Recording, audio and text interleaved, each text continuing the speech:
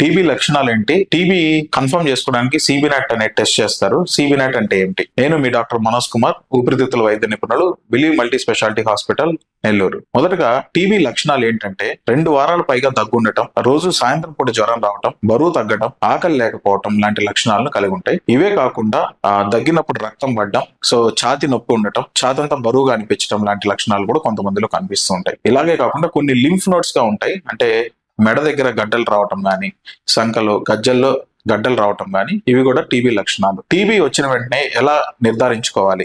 Main గా gold standard test అని గల్ల పరీక్ష చేయిస్తాం. ఈ కళ్ళ పరీక్ష కోసం ఒకప్పుడు ఏంటంటే మైక్రోస్కోపీ చేసేవాళ్ళం. అంటే తెల్లవారుజామున ఏమి తినకుండా గల్లడు తీసుకొని దాన్ని మైక్రోస్కోప్ లో పెట్టి స్టెయినింగ్ చేసి ఈ టీబీ క్రిముల్ని కనిపించేటట్టు కనిపిస్తే వాటికి తగ్గట్టు నిర్ధారించుకొని టీబీ మందులు స్టార్ట్ చేయడం జరిగేది. దీనివల్ల ఒక్కోసారి ఫాల్స్ పాజిటివ్స్ ఎక్కువ, అంటే టీబీ లేకపోయినా పేషెంట్ కి టీబీ ఉన్నట్టు చూపించడం, లేదా అన్నం మెతుకులు ఏమన్నా ఇరుక్కో ఉన్నవి అవి ఆ గల్లలో వచ్చేసి అవి పాజిటివ్ గా రావడం లాంటివి జరుగుతూ ఉన్నాయి. దీని తర్వాత వచ్చిన అడ్వాన్స్డ్ టెస్టే సిబినాట్. దీన్ని cartridge based nucleic acid amplification test అంటారు. సో దీంట్లో ఏమవుతుందంటే మనం ఇందాక చెప్పుకున్నట్టు మైక్రోస్కోపీలో కనీసం 10,000 కణాలు, టీబీ కణాలు కనిపిస్తే గానీ మనం ఒక స్మియర్ చేసినప్పుడు దాంట్లో ఉండవు. కానీ దీంట్లో 1 ml గల్లలో 10 టీబీ కణాలు ఉంటే చాలు మినిమం.